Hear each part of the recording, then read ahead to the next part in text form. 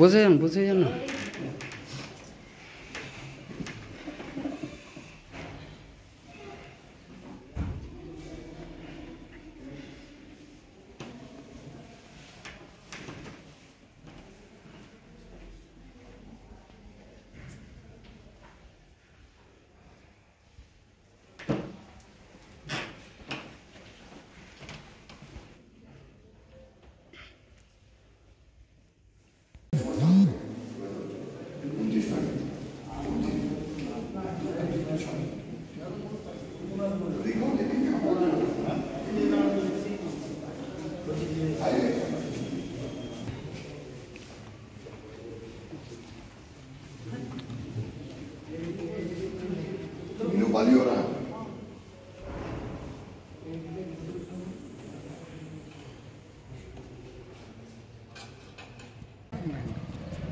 बंद करो, switch off करो, उसके बाद ऑन करो।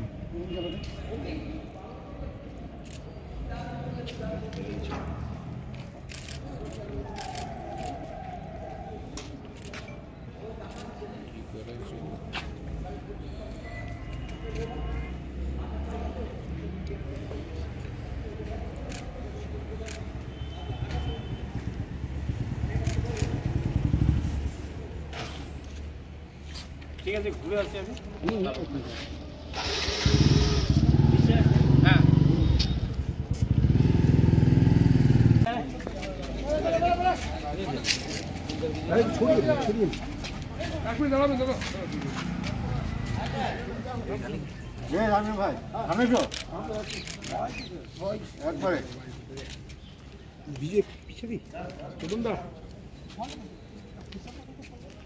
একটু দাঁড়াবেন দাদা। काय टेंशन नहीं रहा, आराम से खड़ा रहे एकदम।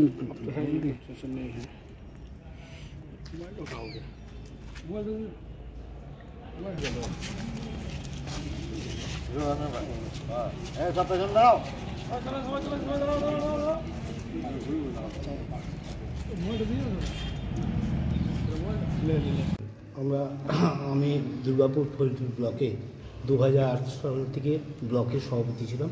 হঠাৎ 3-4 দিন আগে খবর পাই আমার ব্লক সভাপতি পদে চলে যায়।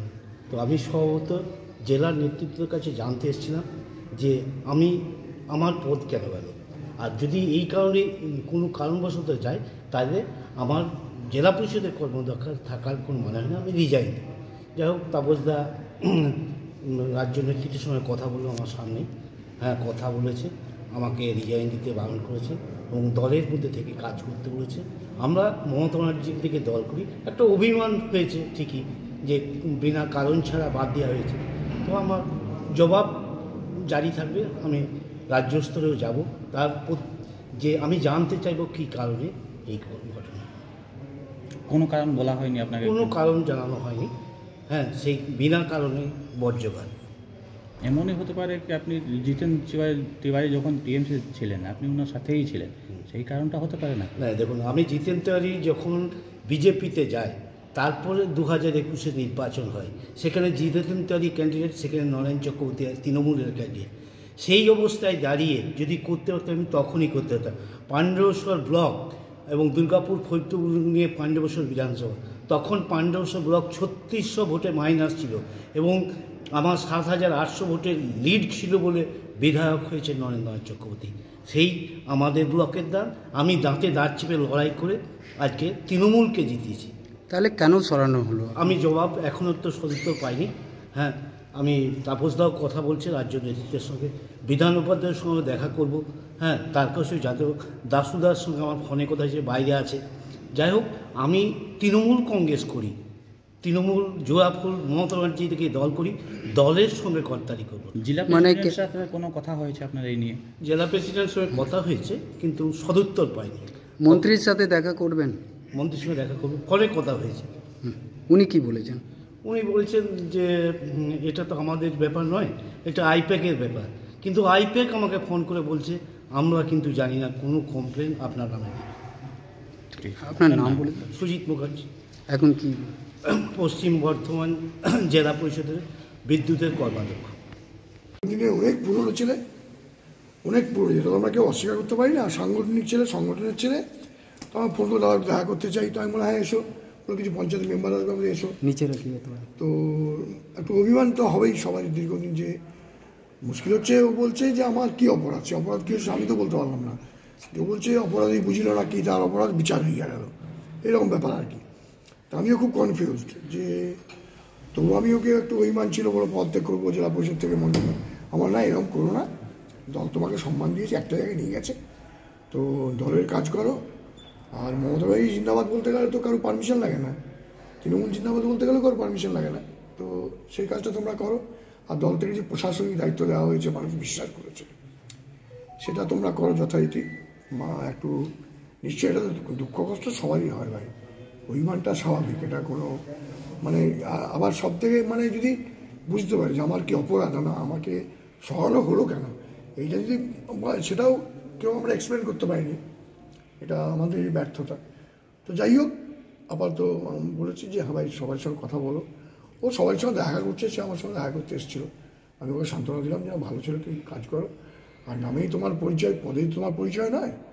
সুজিত মুখার্জিকে সবাই চেনে ওই অঞ্চলে, এবং সব থেকে ভালো কথা, ও বরাবরই ওর জায়গাটা দেখেছি খুব মানে আমাদেরকে সমৃদ্ধ করেছে তৃণমূলকে, ওর নেতৃত্বে দীর্ঘদিন ধরে ওই এলাকায় তৃণমূলকে সমৃদ্ধ করেছে। বিগত বিধানসভা তো আমরা দেখেছি পাণ্ডসুর ব্লক থেকে মানে হেরে যাওয়ার পর এর ব্লকটাতে ওখান থেকে হচ্ছে, যেমন আমার রানিগঞ্জ আমি ব্যাপকভাবে হেরেছিলাম, 11টার মধ্যে বোধ হয় 9টা ওয়ার্ড আমি প্রায় ধরাশায়ী হয়েছিলাম। আমার গ্রামীণ অঞ্চল আমাকে সমৃদ্ধ করেছেন, I am grateful to them. স্বভাবতই একইভাবে সেই ব্যাপারটা আর কি।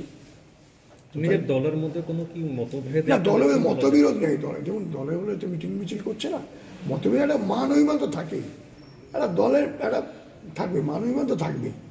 সেই জন্য সে এসেছিল, যেহেতু আমার সঙ্গে দীর্ঘদিনের পরিচয়, দীর্ঘদিনের সম্পর্ক, তাই বললাম যে না এরকম কোনো সিদ্ধান্ত তোমরা নিও না, মানে দল যাতে ক্ষতিগ্রস্ত হয়, বিজেপি যাতে জায়গা পেয়ে যায় সেটা করবো না। ওরা সবাই বললো না আমরা দলের জন্যই আছি, দলের সঙ্গেই আছি, বিজেপিকে রোকার জন্যই আছি, আমি ইলেকশনে আবার সব একসঙ্গে কাজ করবে, সামনে ইলেকশন, আর যেগুলো নিজেদের মধ্যে ব্যাপার সেগুলো আমার নিজেরা আলাপ আলোচনা করবো, সেটা কোনো অসুবিধা নেই, ওটা কোনো অসুবিধা নেই। ঠিক আছে,